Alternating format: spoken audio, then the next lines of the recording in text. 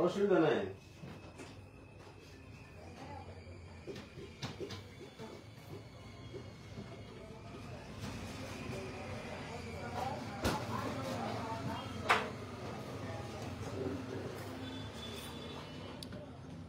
আসসালামু আলাইকুম ওয়া রাহমাতুল্লাহি ওয়া বারাকাতুহু। দেশে বিদেশে কাছে এবং দূরে যে যেখান থেকে লাইভে আমাদের সাথে সম্পৃক্ত আছেন সকলকে আন্তরিক মোবারকবাদ জানাচ্ছি। আমি লাইভে গুরুত্বপূর্ণ কিছু কথা আপনাদের সাথে শেয়ার করতে যাচ্ছি ইনশাআল্লাহ, যদি আল্লাহ পাক আমাকে বলার তৌফিক দান করেন। ওমা তৌফিকি ইল্লা বিল্লাহ আলাইহি তাওয়াক্কালতু ওয়া ইলাইহি উনীব।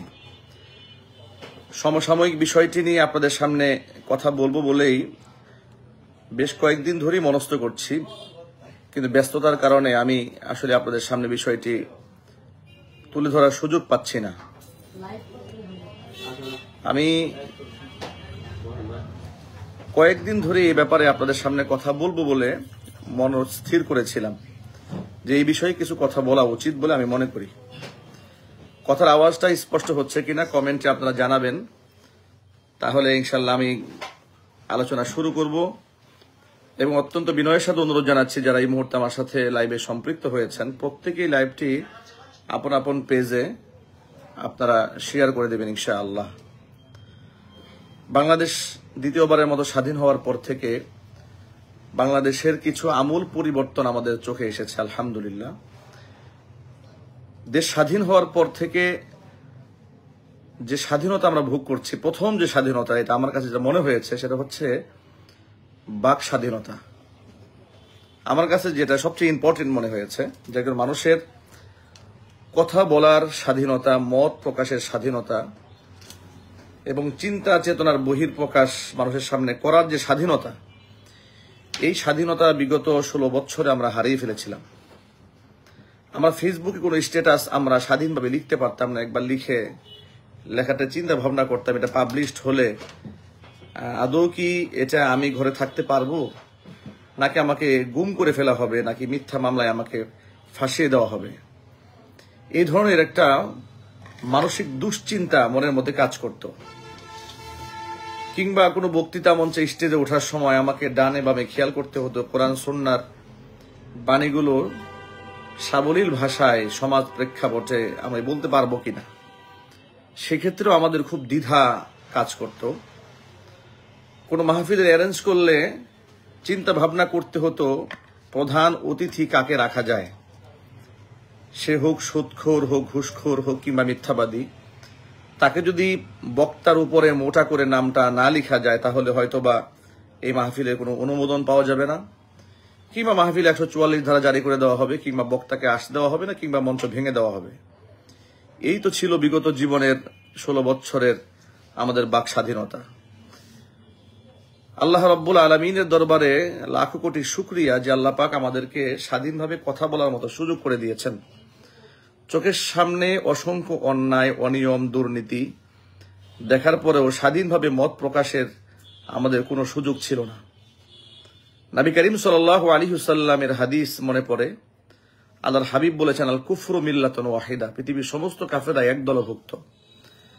আমি এই হাদিসের সাথে সুর মিলিয়ে বলতে চাই, আল্লাহর হাবিব সাল্লাল্লাহু আলাইহি ওয়াসাল্লামের এই বক্তব্য অনুযায়ী কাফেররা যেমন এক দলভুক্ত, পৃথিবীর সমস্ত বাতিলরাও এক দলভুক্ত।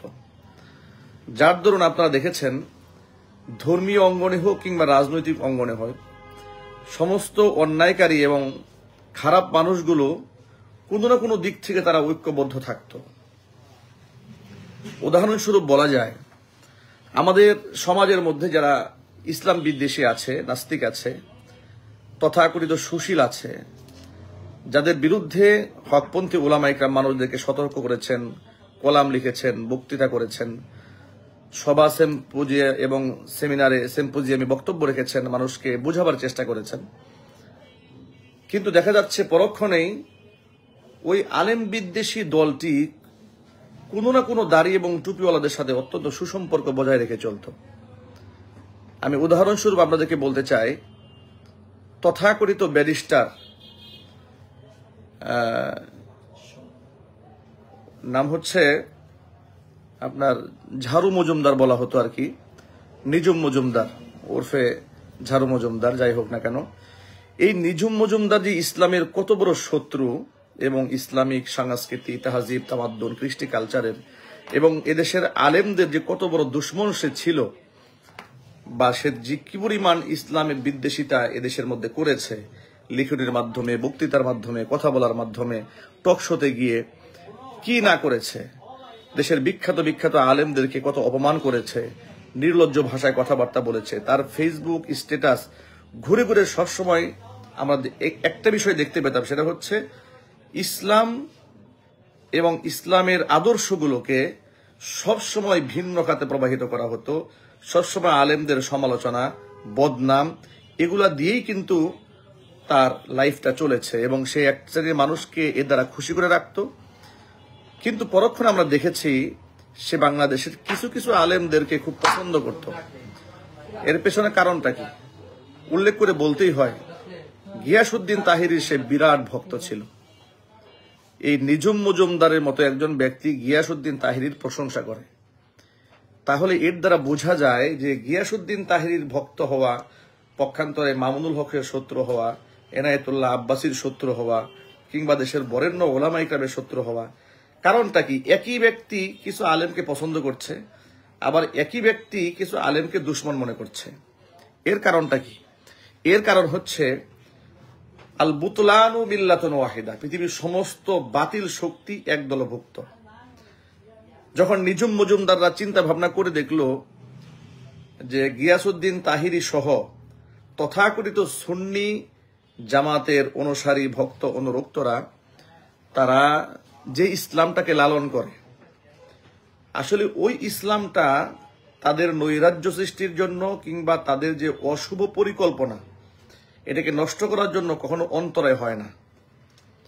যেমন তারা যে ইসলামটা লালন করে গিয়াসউদ্দিন আর তাহিরি, তাদের চোখের সামনে মানুষ হত্যা হবে, তারা প্রতিবাদ করবে না, খুন হবে, প্রতিবাদ করবে না, শিরিক হবে, কবরে সেজদা দেওয়া হবে, প্রতিবাদ করবে না, ভণ্ডামি, নাচ গান করবে, প্রতিবাদ করবে না।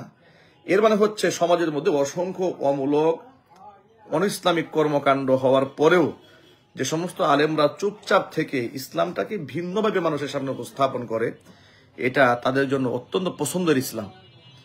কিন্তু কোরআন সুন্নাহর ইসলাম এটা নয়। নবী করিম সাল্লাল্লাহু আলাইহি ওয়াসাল্লাম সবার কাছে প্রিয় পাত্র ছিলেন না।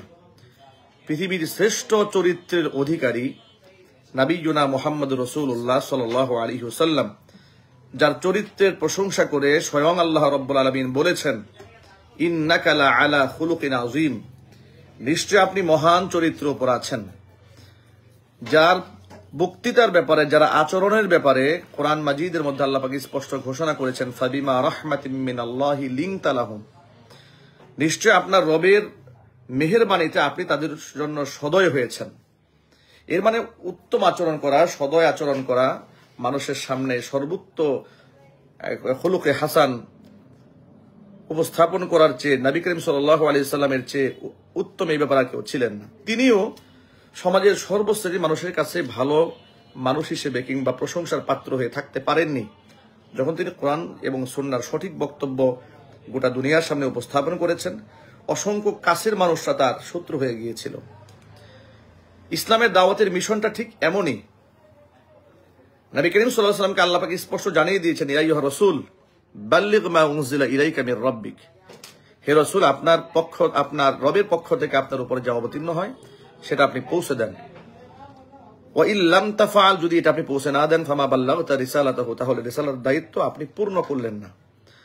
ওয়াল্লাহু ইয়াসিমুকা মিনান নাস, আল্লাহ পাক পরক্ষণেই বললেন যে আপনি এই দায়িত্ব পালন করতে গেলে আপনার অসংখ্য মানুষ শত্রু হবে, শত্রুর কবল থেকে আমি আল্লাহ পাক আপনাকে রক্ষা করব। সুবহানাল্লাহ। এর দ্বারা খুবই স্পষ্ট প্রমাণিত হয় যে ইসলামের হক এবং হক্কানিয়তের বক্তব্য মানুষের সামনে উপস্থাপন করলে সমাজের বিস্তর একটা শ্রেণীর মানুষ তার শত্রু হয়ে যাবে। নবী করিম সাল্লাল্লাহু আলাইহি ওয়াসাল্লাম পৃথিবীতে এসেছিলেন শিরিক, বেদাত, কুফরকে ধ্বংস করে দিয়ে তাওহীদ প্রতিষ্ঠা করার জন্য। নবী করিম সাল্লাল্লাহু আলাইহি ওয়াসাল্লাম বলেছেন, বুইসতু লিকাসসিল আসনাম, মূর্তিগুলাকে বিনাশ করার জন্য আমি দুনিয়াতে এসেছি। নবী করিম সাল্লাল্লাহু আলাইহি ওয়াসাল্লাম তাওহীদের প্রতিষ্ঠার জন্য পৃথিবীতে আগমন করেছিলেন। শিরিক এবং বিদাতকে, কুসংস্কারকে দুনিয়া থেকে এমনভাবে তিনি নির্মূল করতে সক্ষম হয়েছিলেন, তার সমাজ থেকে যে কুফুরি কিংবা শিরিকি কর্মকাণ্ড মানুষ করবে দূরের কথা, কোরআন এবং সুন্নাহর আদর্শ যারা লালন করে ওই সমস্ত ব্যক্তিবর্গরা কুফর এবং শিরিকের সহায়ক কোনো কাজেরও তারা অন্তর্ভুক্ত হতেন না। সহায়ক কাজ, উদাহরণস্বরূপ বলা যায় আল্লাহর হাবিব সাল্লাল্লাহু আলাইহি সাল্লাম ইসলামের প্রাথমিক যুগে কবর জিয়ারতটাকে বারণ করে দিয়েছিলেন। এই বিখ্যাত উক্তিটি আপনারা নিশ্চয় জানেন। নবী করিম সাল্লাল্লাহু আলাইহি ওয়াসাল্লাম বলেছিলেন, নাহাইতুকুম আন জিয়ারাতিল কুবুর ফাজুরুহা ফাইন্নাহা তুযাক্কিরুল মাউতা। আমি তোমাদেরকে কবর জিয়ারত করতে নিষেধ করেছিলাম, কিন্তু এখন তোমরা কবর জিয়ারত করো, কারণ এই কবর জিয়ারত মৃত্যুর কথা স্মরণ করিয়ে দেয়। প্রশ্ন হচ্ছে, আল্লাহর হাবিব সাল্লাল্লাহু আলাইহি ওয়াসাল্লাম ইসলামের প্রাথমিক যুগে কবর জিয়ারত করতে নারী পুরুষ উভয়কে কেন বারণ করেছিলেন? এর পেছনে কারণ হচ্ছে উম্মুল মুমিনিন মা আয়েশা সিদ্দিকা রাদিয়াল্লাহু তাআলা আনহা বলেছেন, আল্লাহ নবী সাল্লাল্লাহু আলাইহি ওয়াসাল্লাম ইন্তেকালের আগে আল্লাহর কাছে এই কথা বলে দোয়া করেছেন, আল্লাহুম্মা লা তাজআল কবরি ওয়াসানান ইউবাদ ইশতাদ্দা গাদাবুল্লাহি আলাল ইয়াহুদ ওয়ান নাসারা ইত্তাখাযু কুবুর আমবিয়াইহিম মাসাজিদা। হে আল্লাহ, তুমি আমার কবরটাকে এমন ভাস্কর্যের রূপ দিও না যার ইবাদত করা হবে, মূর্তি সদৃশ্য বানিয়ে দিও না আমার কবরটাকে যে কবরের পূজা করা হবে। ইশতাদ্দা গাদাবুল্লাহি আলাল ইয়াহুদি ওয়ান নাসারা, ইহুদি এবং নাসারাদের উপর আল্লাহ পাকের ক্রোধ চূড়ান্ত পর্যায়ে পৌঁছেছে, চরম পর্যায়ে উপনীত হয়েছে। তার কারণ হচ্ছে ইত্তাখাযু কুবুর আমবিয়াইহিম মাসাজিদা, ইহুদি এবং খ্রিস্টানেরা তাদের নবীদের কবরগুলোকে সেজদার জায়গায় পরিণত করেছিল। নবীদের কবর সেজদার জায়গায় পরিণত করার কারণে ইহুদি এবং খ্রিস্টানদের উপরে আল্লাহ পাকের ক্রোধ চূড়ান্ত পর্যায়ে উপনীত হয়েছে। আপনারা কি একটু আন্দাজ করতে পারেন, নবীদের কবরকেই যদি তারা সিজদার জায়গায় পরিণত হওয়ার কারণে আল্লাহর ক্রোধ তাদের উপর অনিবার্য হয়ে থাকে, তাহলে আমাদের বাংলাদেশ সহ গোটা উপমহাদেশে কিংবা পৃথিবীর যে কোনো প্রান্তে আল্লাহর কোনো ওলি, আল্লাহ ভক্ত কোনো মানুষ কিংবা দিনদার কোনো ব্যক্তি, দিনদার কোনো আলেম, কোনো পীর কিংবা কোনো পরহেজগার যদি তারা দুনিয়া থেকে বিদায় হন, তাদের কবরটাকে পুঁজি করে যদি সেই বাণিজ্য করা হয়, ওই সমস্ত ব্যক্তিদের উপর আল্লাহ পাকের কি পরিমাণ ক্রোধ এবং লানত হতে পারে। যেখানে নবী করিম সাল্লাল্লাহু আলাইহি ওয়াসাল্লামের চেয়ে শ্রেষ্ঠ মানুষ পৃথিবীতে আর নেই, সেই রাসূলের কাছে সরাসরি সাহায্য প্রার্থনা করা যায় না। নবী করিম সাল্লাল্লাহু আলাইহি ওয়াসাল্লাম কোনোদিন বলেননি যে সাহায্য যদি চাওয়ার প্রয়োজন হয় আমার কাছে সাহায্য চাও, কিছু বলার প্রয়োজন হলে আমার কাছে বলো। অথচ আল্লাহর হাবিবের সাথে, আল্লাহর হাবিব সাল্লাল্লাহু আলাইহি ওয়াসাল্লামের সাথে আল্লাহর সম্পর্ক ছিল একেবারেই সুনিবিড়। শত সহস্রবার জিবরাইল আলাইহিস সালাতু ওয়াস সালাম আল্লাহর পক্ষ থেকে নবী করিম সাল্লাল্লাহু আলাইহি ওয়াসাল্লামের কাছে আগমন করেছেন। তিনি যা বলতেন আল্লাহ পাক তা শুনতেন। কোন আর্গুমেন্ট পেশ করলে আল্লাহর পক্ষ থেকে নবী করিম সাল্লাল্লাহু আলাইহি ওয়াসাল্লামের হৃদয়ের সে তামান্না মিটিয়ে দেওয়া হতো। অথচ আল্লাহর হাবিব এই কথা খুব স্পষ্ট করে বলে দিয়েছেন, ইদা সাআলতা ফাসআলিল্লাহ, চাওয়ার কিছু প্রয়োজন হলে তুমি আল্লাহর কাছে চাও। ওয়া ইদা ইসতাআনতা ফাসতাইন বিল্লাহ, যদি সাহায্য প্রার্থনা করার প্রয়োজন হয় আমার কাছে নয়, তোমরা আল্লাহর কাছেই সাহায্য প্রার্থনা করো। নবী করিম সাল্লাল্লাহু আলাইহি ওয়াসাল্লাম এও বলেছেন, ইন্নামা আনা কাসিমুন ওয়াল্লাহু ইউতি, আমি তো শুধুমাত্র বন্টন করে দেই, কিন্তু মূল দাতা তো আল্লাহ।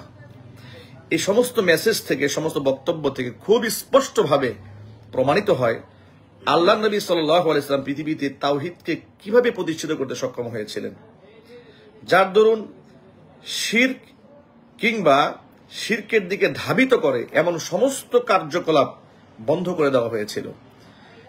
প্রাথমিক যুগে কবর জিয়ারতটাকে পর্যন্ত নিষিদ্ধ করে দেওয়া হয়েছিল, যাতে করে কবরের প্রতি মানুষকে সিজদা দেওয়া কিংবা কবরের প্রতি মানুষের যে ভক্তি, শ্রদ্ধার রীতি রেওয়াজ ইহুদি খ্রিস্টানদের সমাজে প্রচলিত হয়ে গিয়েছিল, ওই শিরকি কর্মকাণ্ড থেকে যাতে করে উম্মাকে বের করে আনা যায়, কবরের প্রতি মানুষের জন্য আস্থা বিশ্বাস না থাকে, বিশ্বাস যেন আল্লাহ এবং রসুলের উপর থাকে, আল্লাহর উপর থাকে।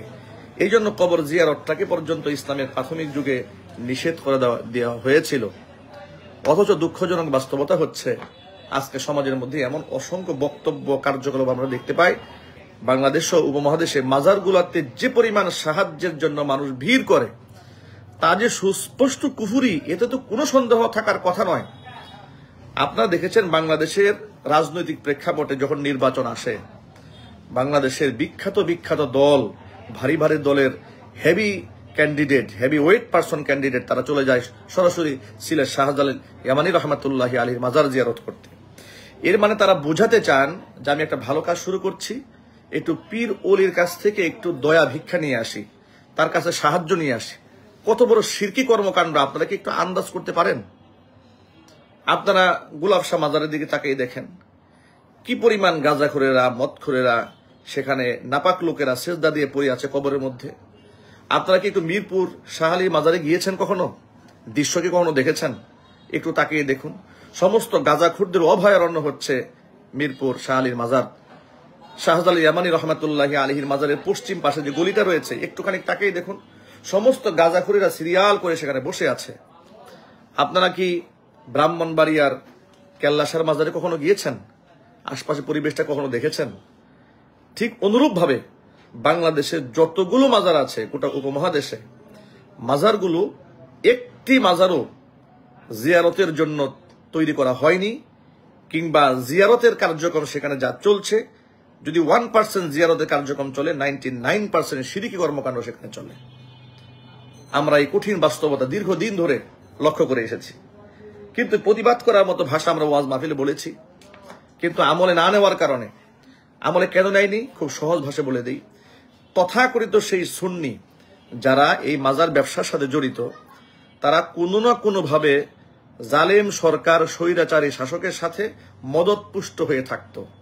তাদের পদলেহন করে, অন্যায়ভাবে তাদেরকে সাপোর্ট করে, কিংবা জালেম এবং স্বৈরাচারীদের কোনো স্বার্থ হাসিল করিয়ে দেওয়ার মাধ্যমে তারা তাদের কাছে ছিল খুব আস্থাভাজন। স্পষ্ট ভাষায় বলতে চাই, শহীদ আল্লামা দেলোয়ার হোসেন সাঈদ রাহিমাহুল্লাহ, তার বিরুদ্ধে যে প্রথম মামলা যে ভদ্রলোক করেছিল, সে হচ্ছে মাইজ ভান্ডারীর দরবারের কোন এক কুখ্যাত পীর, যে পার্লামেন্ট মেম্বার হয়েছিল, তাকে বিনিময়ে পার্লামেন্ট মেম্বার বানিয়ে দেওয়া হয়েছিল। আপনারা দেখেন, দেলোয়ার হোসেন সাঈদ রহমাতুল্লাহি আলাইহির মতো একজন বিখ্যাত, প্রখ্যাত, নন্দিত একজন আলোচক, নন্দিত একজন আলেমের বিরুদ্ধে অন্যায়ভাবে মিথ্যা মামলা করে যে লোকটা জেলখানায় বন্দি করে দিয়েছিল, আওয়ামী লীগ ফ্যাসিবাদী এই সরকারের এবং ভারতের মনকে জয় করার জন্য তাদের যে প্ল্যান ছিল, পরিকল্পনা ছিল, এই প্ল্যানকে বাস্তবায়ন করার লক্ষ্যে এই ধরনের ধান্দাবাজ পীর এবং ভণ্ডরা কতটা সহযোগিতা করেছে, যার পুরস্কার স্বরূপ তাকে এমপি বানিয়ে দেওয়া হয়েছিল। তাহলে একটু বোঝা উচিত এই সমস্ত মাজার পূজারীদেরকে তারা কেন শেল্টার দিয়েছে, কেন সাপোর্ট দিয়েছে। ভারত থেকে কোন এক রাষ্ট্রদূত এসেছে বাংলাদেশে, সেই রাষ্ট্রদূত বাংলাদেশে এসে সরাসরি মাইজ ভান্ডারীর মাজার শরীফে চলে গেল। এমনকি আমরা শুনতে পেলাম যে ভারতের, ইন্ডিয়ার, আমাদের পার্শ্ববর্তী দেশ, আমাদের শত্রু রাষ্ট্র ভারতের যিনি রাষ্ট্রদূত বাংলাদেশে এসছেন, তিনি এসেই মাজার শরীফে চলে গেছেন। এমনকি মাজারের গিলাফটা নাকি তিনি উপহার দিয়েছেন। ইন্ডিয়া থেকে মাজারে গিলাফ এনে মাইজ ভান্ডারে উপহার দিলেন। যে ইন্ডিয়াতে গরু জবাইয়ের অপরাধে মুসলমানকে টুকরা করা হয়, বাবরি মসজিদ ভেঙে দিয়ে মন্দির বানাবার মতো নিকৃষ্ট উদাহরণ যারা তৈরি করে, তারা আসছে আমাদেরকে ধর্মের দরদ শেখাতে, এবং ধর্মের কোন জায়গাটার মধ্যে যেখানে ধর্মের সবচেয়ে বিরোধ রয়েছে, অর্থাৎ সেটা কোনটা? কবর কেন্দ্রিক যে শিরিক বেদাত, যে ইসলামের সাথে সম্পূর্ণ সাংঘর্ষিক, সেটাকে তারা লাল গালিচা দিয়ে, এমনকি গিলাপ পর্যন্ত সেখানে উপহার দিয়ে তাদের মনোরঞ্জন করেছে, মনোতুষ্টিতা তারা কামনা করেছে। এর দ্বারা খুব স্পষ্টই প্রমাণ হয় মাজারের লোকেরা মূলত কাফের বেঈমানদের মনস্তুষ্টি করেছে, তাদের অন্তর আত্মাকেই ঠান্ডা করেছে, যার দরুন এদেশের মাজারপন্থী কোন আলেম জালেম স্বৈরা শাসকের রুশানলে পড়ে নাই। মাজারপন্থী কোনো ব্যক্তি মামলা মোকদ্দমার সম্মুখীন হয় নাই, জেল জরিমানার সম্মুখীন হয় নাই। বাংলাদেশের কুখ্যাত ভণ্ড বক্তা মাজার পূজারী গিয়াসউদ্দিন তাহেরি কোন এক বক্তব্যে কিছুদিন আগে বলেছে যে আমরা জেল জরিমানা খাটি না, আমাদের উপর আল্লাহর ওলিদের নজর আছে, নাউজুবিল্লাহি মিন যালিক। কিন্তু ওরা বলতে হক্কানে আলেম ওলামাদেরকে বুঝিয়েছে তারা জেল জরিমানার সম্মুখীন হন কেন, কারণ তাদের থেকে আল্লাহর ওলিরা মুখ ফিরিয়ে নিয়েছেন, নাউজুবিল্লাহি মিন যালিক। চিন্তা ভাবনা করতে পারেন, একটা ভণ্ড না হলে এই ধরনের কথা সে কিভাবে বলতে পারে? কারা জেল জরিমানার সম্মুখীন হন নাই? নবী করিম সাল্লাল্লাহু আলাইহি ওয়াসাল্লাম বলেছেন, আসাদুল বালাই আল আম্বিয়া সুম্মাল আমসাল ফাল আমসাল। পৃথিবীতে সবচেয়ে বেশি কঠিন মুসিবতের সম্মুখীন হয়েছে নবীগণ। এরপরে নবীদের আমলের সাথে সাদৃশ্য প্রত্যেকটা ব্যক্তি তদপেক্ষা মানুষের চেয়ে কঠিন মুসিবতের সম্মুখীন হয়েছেন, যার দরুন সাহাবাই কাম থেকে শুরু করে তাবেইন, তাবেইন, আইমাই মুস্তাহিদিন, সালফে সালিহিন যারা ছিলেন, তারা উল্লেখযোগ্য বিরাট অংশের মানুষ মাজলুম হয়েছেন। কেউ কারো রুদ্ধ দেখেছেন। ইমাম আবু হানিফা রহমাতুল্লাহ আলাইহি জেল খাট থেকে তার জীবন শেষ হয়ে গিয়েছে, তিনি জেলখানাতেই তিনি শহীদ হয়েছেন। আহমদ ইবনে হাম্বল রহমাতুল্লাহ আলাইহির পিঠের চামড়া উঠিয়ে নেওয়া হয়েছে, তাকে হাত পিঠ মোড়া করে এমন ভাবে বেঁধে রেখে দিয়েছিল, তার হাতটা শরীর থেকে আলাদা হয়ে গিয়েছিল, ডিসকানেক্ট হয়ে গিয়েছিল। ভাবা যায় ইমাম মালিক রহমাতুল্লাহ আলাইহি নির্যাতিত হয়েছেন, শাফিঈ রহমাতুল্লাহ আলাইহি নির্যাতিত হয়েছেন। যেখানে সমস্ত উলামারা নির্যাতিত হন, সেখানকার আর বর্তমান যুগের যারা জালেমের বিরুদ্ধে বলিষ্ঠ কণ্ঠের অধিকারী ছিলেন, আপনাদের তো নিশ্চয়ই কথা ভুলে যাওয়ার কথা নয়। নবী করিম সাল্লাল্লাহু আলাইহি ওয়াসাল্লাম বলেছেন যে আফদলুল জিহাদ, সর্বশ্রেষ্ঠ জিহাদ হচ্ছে কালিমাতু হাক্কিন ইনদা সুলতানিন জাইর, জালেম শাসকের সামনে হক কথা উচ্চারণ করা হচ্ছে সর্বশ্রেষ্ঠ জিহাদ। আর এই সর্বশ্রেষ্ঠ জিহাদ যারাই করেছে তারাই মিথ্যা মামলার শিকার হয়েছে, গুম খুনের শিকার হয়েছে, তারা হিজরত করতে হয়েছে, দেশান্তরীত হতে বাধ্য হয়েছে। পক্ষান্তরে মাজার পূজারী, পেট পূজারী এবং সিন্নি পূজারী একজন আলেমও তারা না মিথ্যা মামলার সম্মুখীন হয়েছে, না তারা জেল জরিমানার সম্মুখীন হয়েছে। যদি কোনো ব্যক্তি তাদের স্বার্থে আঘাত দিয়েছে, এই ভণ্ডরা দৌড়ে গেছে তার বিরুদ্ধে মামলা করার জন্য। যখনই কোনো আলেম ওলামারা কোনো বক্তব্য দিয়েছে আর সেই বক্তব্য যে তাদের স্বার্থে লেগেছে, দৌড়ে তারা চলে গেছে তার বিরুদ্ধে মামলা করার জন্য, মানে বোঝাতে চেয়েছে তারা যে কত বড় আশিকে রাসূল। পক্ষান্তরে সুস্পষ্টভাবে যারা নবী করিম সাল্লাল্লাহু আলাইহি ওয়াসাল্লামের সম্মানে আঘাত এনেছে, কোরআন সুন্নাহর ব্যঙ্গ বিদ্রুপ করেছে, তাদের বিরুদ্ধে তাদের কোনো ভূমিকা ছিল না। আমি কথা বলতে গেলে এরকম সারা রাত চলে যাবে, শুধুমাত্র আমাদের এই বাস্তবতা আপনাদেরকে বোঝাতে গেলে অসংখ্য দৃষ্টান্ত আপনাদের সামনে আমরা এই মুহূর্তে উপস্থাপন করতে পারবো। আমি এই মুহূর্তে যে কথাটি আপনাদের সামনে বলতে চাই, দেশ স্বাধীন হওয়ার পরে যেহেতু আমাদের বাক স্বাধীনতা আমরা ফিরে পেয়েছি, আমরা প্রথমে আল্লাহ পাক রব্বুল আলামিনের দরবারে প্রশংসা করছি, সমস্ত প্রশংসা মহান আল্লাহ রব্বুল আলামিনের। দ্বিতীয়ত, যাদের ত্যাগ এবং কুরবানির বিনিময়ে এদেশ স্বাধীন হয়েছে, যারা রক্ত দিয়েছেন, জীবন দিয়েছেন, আল্লাহ পাক শহীদি মর্যাদা দান করেন, যারা আহত হয়েছেন হায়াতে তয়্যিবা দান করেন, শেফায়ে কামিলা আজিলা কুল্লিয়া নসিব করেন। স্বাধীনতার পর থেকে দেখেছি অসংখ্য শিরকি কর্মকাণ্ড, যেগুলাকে স্বৈরাচারী জালেম শাসক জিয়ে রেখেছিল, যে শিরকি কর্মকাণ্ডগুলো সেগুলো নস্যাৎ করা হয়েছে, ধ্বংস করা হয়েছে। এর মধ্যে উদাহরণস্বরূপ বলা যায় তথাকথিত ভাস্কর্যের নামে যে শিরকি কর্মকাণ্ড এই বাংলাদেশে শুরু হয়েছিল, বাংলাদেশের শান্তিকামী এবং বলিষ্ঠ কণ্ঠের যুবকেরা তারা কিন্তু দেশ স্বাধীন হওয়া মাত্রই 24 ঘন্টাও তারা সময় নেয় নাই, মোটামুটি 90% ভাস্কর্যের নামে মূর্তি যা ছিল সব ভেঙে তারা গুড়িয়ে দিয়েছে, আলহামদুলিল্লাহ। অনুরূপভাবে আমরা দেখেছি বাংলাদেশের যে সমস্ত শিরকের আস্থানগুলো রয়েছে, মাজার, যেগুলোর মধ্যে নিত্য নৈমিত্তিকভাবে সেখানে গান হয়, উরস হয়, নারী পুরুষের অবাধ মেলামেশা হয়, সেগুলাকেও তারা কোনো কোনো জায়গার মধ্যে ভেঙে দিয়েছে। যেমন আমি দুদিন আগে দেখেছি ফেসবুকে যে দেওয়ানবাগের আস্থানা সম্ভবত ব্রাহ্মণবাড়িয়াতে ভেঙে গুড়িয়ে দিয়েছে, আগুন দিয়ে পুড়িয়ে দিয়েছে। এটা দেওয়ার পরে আমার বাংলাদেশে দেখেছি যে কিছু কিছু আলেম প্রতিবাদ জানিয়ে বলছে যে এটা করা ঠিক হচ্ছে না, সেটা করা ঠিক হচ্ছে না। কারণ হচ্ছে একদিক থেকে মন্দিরকে আমরা পাহারা দিচ্ছি, অন্যদিক থেকে মাজারকে আমরা ভেঙে দিচ্ছি কেন? এই প্রশ্নের জবাব আপনাদের বুঝতে হবে। মন্দিরে পূজা করে অমুসলিমরা, ইসলাম বলে দিয়েছে লা ইকরাহা ফিদ্দিন, ধর্মের মধ্যে জবরদস্তি নাই, মানে অমুসলিমকে জোর করে আপনি ইসলামিক বিধিবিধান শেখাবেন কিংবা তাকে মান্য করতে বাধ্য করবেন, এর কোনো সুযোগ ইসলামে দেওয়া হয় নাই। কিন্তু পক্ষান্তরে যে ব্যক্তি মুসলমান, তাকেও গাইডলাইন সম্পূর্ণ ক্লিয়ার করে দেওয়া হয়েছে, পরিষ্কার করে দেওয়া হয়েছে যে কোনোভাবেই যেন তারা শিরকি কর্মকাণ্ডের সাথে জড়িত না হয়।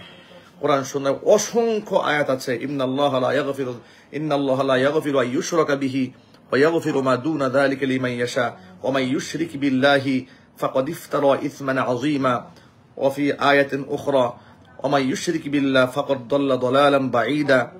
এভাবে যে ব্যক্তি আল্লাহর সাথে শিরিক করলো সেই ব্যক্তি সুস্পষ্ট গুমরা হয়ে গেল, আল্লাহর উপর জঘন্য মিথ্যা চাপিয়ে দিল।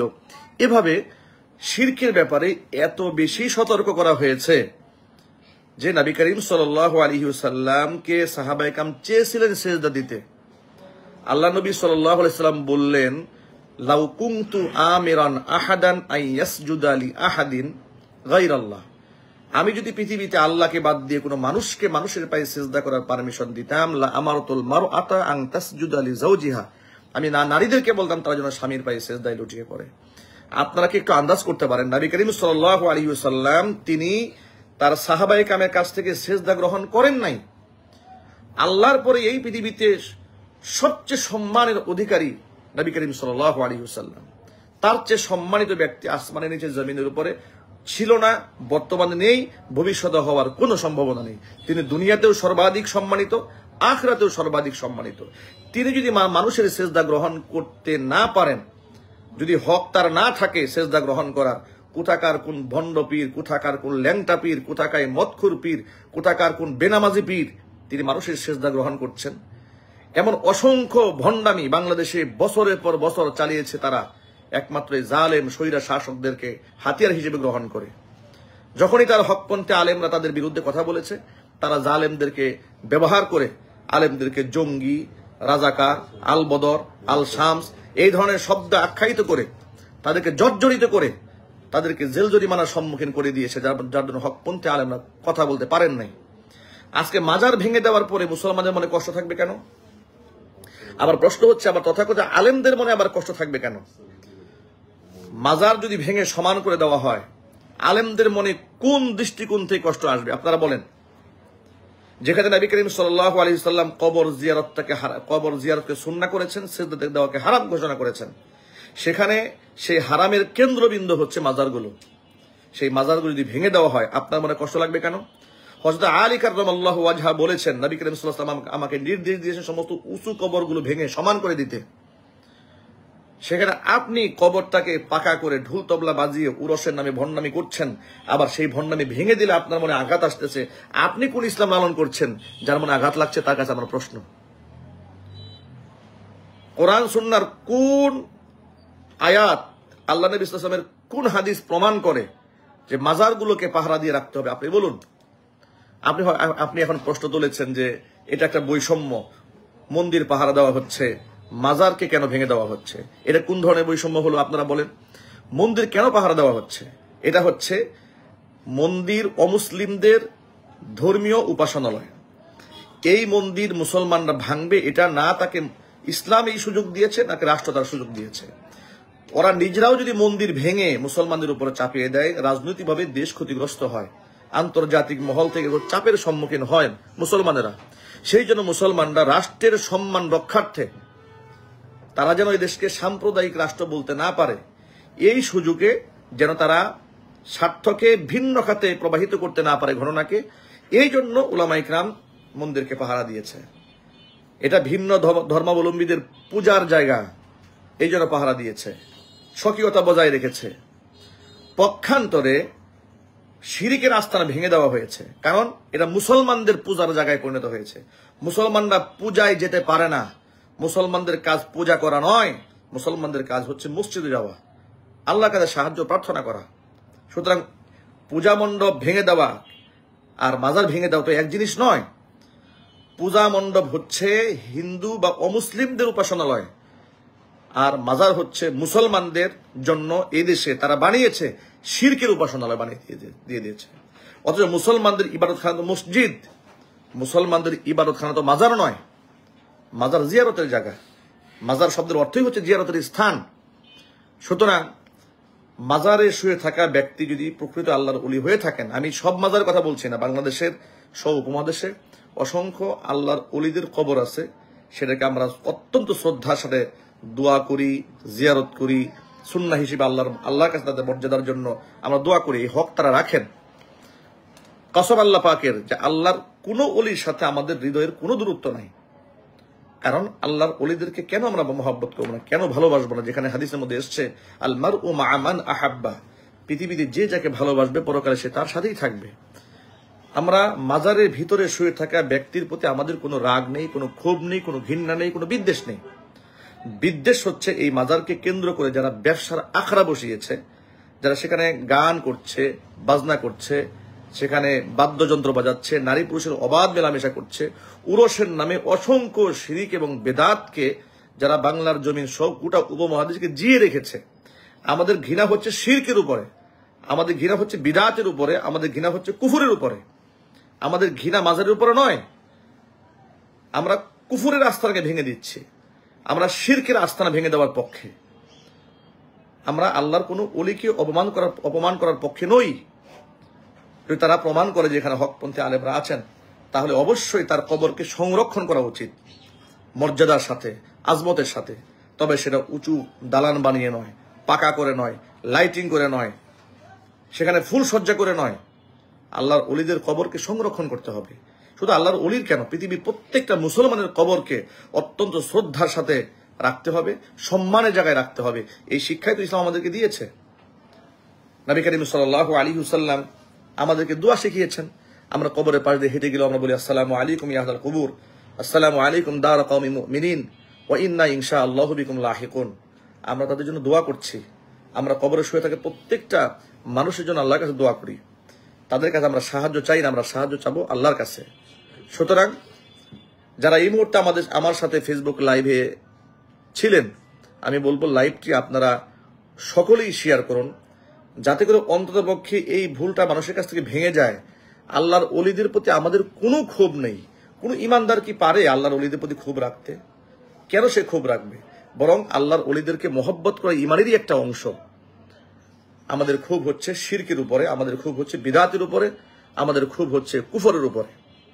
সুতরাং আমরা এই বিষয়টি আপনাদের সামনে আশা করছি পরিষ্কার করতে পেরেছি যে নিশ্চয়ই যারা ধর্মের নামে এই সমস্ত ভণ্ডামি রসুম রেওয়াজ চালু করেছে, তারা নিতান্ত ইসলামের ক্ষতি করেছে, তারা নিজেদের স্বার্থ সিদ্ধি করেছে।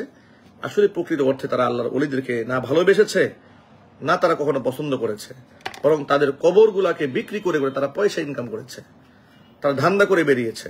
এই ধান্দামির দিন ইনশাল্লাহ বন্ধ হয়ে যাচ্ছে।